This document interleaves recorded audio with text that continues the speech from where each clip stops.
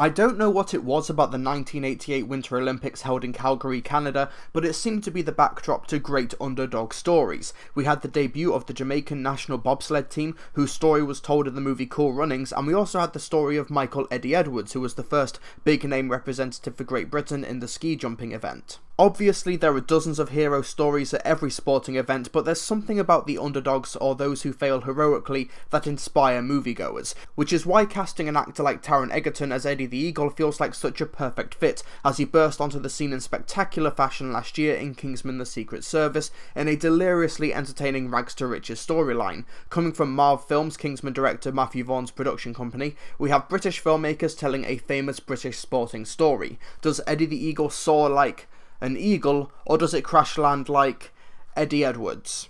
It's not often we see a true right-to-the-bone feel-good biopic in the UK. There are often laughs and enjoyment to be stemmed from true stories, but they often come from a place of sadness or tragedy, such as Philomena or The Theory of Everything.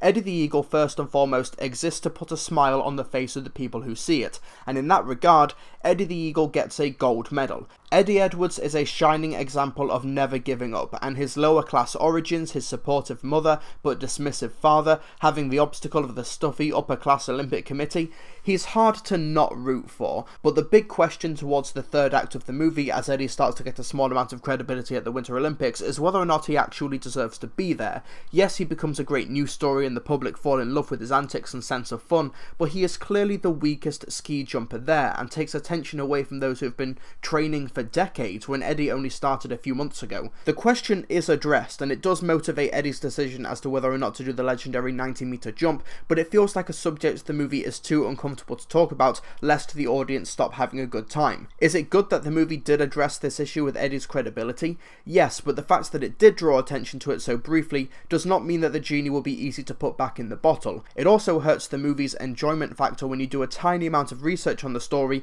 and realise that about 80% of it is entirely fictional. Oh, the broad strokes of the story are real, but Eddie's coach Bronson Peary is a character made up for the movie, and he's not even a combination of any real-life coaches that taught Eddie. The real-life Eddie also had a sister, whilst the movie presents him as being an only child.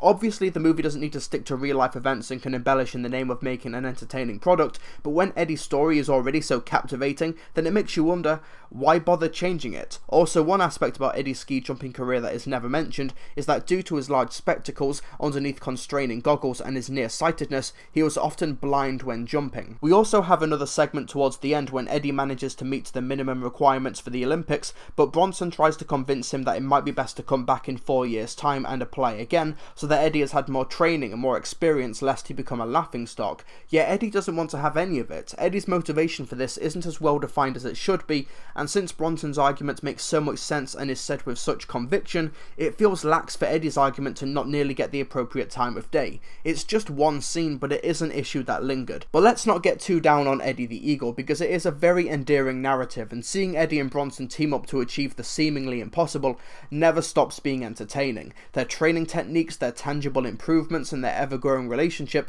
results in frequently hilarious sequences, including one scene where Bronson uses actress Bo Derek to motivate Eddie into achieving a flawless takeoff on the slope. The image of Australia's national treasure, Hugh Jackman's sex face, is a sight I will never forget. Taron Egerton and Hugh Jackman make for a heartwarming pairing, with the two having great natural banter with each other, and gives us two underdogs for the price of one. Despite Bronson's story being a complete work of fiction, it does make him sympathetic and gives him his own arc and journey throughout the film, which helps give the viewer some breathing room from Eddie's idealistic practice. Eddie the Eagle does rely on cliché and is working from a reliable formula, but it's done appropriately, and the movie's 105-minute runtime flies by thanks to its solid structure and sense of progression, done through an 80s music montage, of course.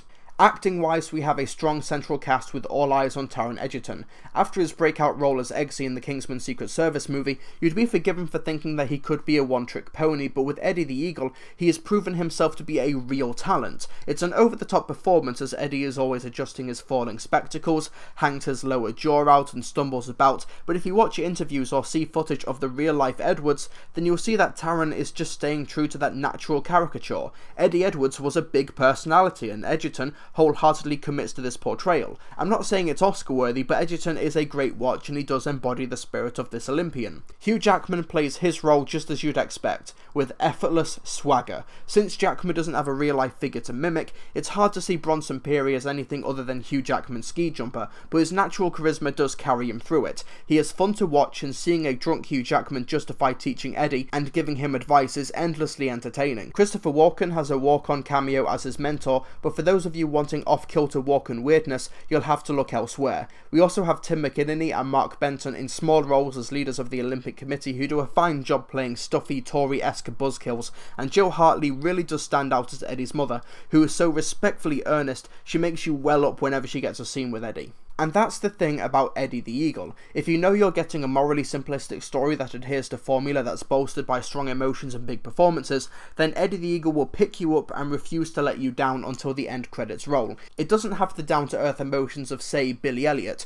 but it's not trying very hard to go for those. It's honest with itself and knows exactly what it wants to be, and on those terms, it's an unqualified success. Eddie the Eagle on a production level, however, is of two halves. One half feels like a colourful, polished and handsome looking film, but the other half has obvious low budget scenes. The location work is great and the colourful Olympic costumes look great on the big screen, but we also have some moments of obvious green screen, a very out of place CGI heavy ski jump sequence with a CGI Hugh Jackman, and despite some strong stunt work, there are a few uses of obvious CGI stuntmen. Basically everything done in camera looks great. Anything done in post looks a bit shoddy. Overall, it is a strong looking film and there is a real sense of vertigo and speed during the film's frequent ski jumping set pieces. Props to the stunt team and cinematographer George Richmond. We do have a strong soundtrack as well. Original music was provided by Gary Barlow and a score by Matthew Margeson does a great job at selling the 80s theme. The pop sound and the combination of synth helps to sell the 80s winter theme, with some music sounding like it came straight out of Rocky IV. It's appropriate and enjoyable to listen to. So after all of that, here's my conclusion. Eddie the Eagle is exactly what you'd expect walking into it. A fun, heartwarming time at the movies with a pair of likeable and inspirational leads at its centre. The end result, also being really good, is further icing on this mostly fictional cake. The fact that the movie doesn't explore the theme of illegitimate fame or perhaps sticking to the original story more closely does come across like a missed opportunity when depicting the short career of Eddie Edwards on film, but Eddie the Eagle is far more concerned with being a crowd pleaser than a character study. On its own merits and judging it as its own entity, we have a movie with strong performances, memorable sequences, and it should sear a smile into your face from beginning to end. I give Eddie the Eagle 3.5 stars out of 5. Could you give me a push? A push? It's a lot higher than I expected.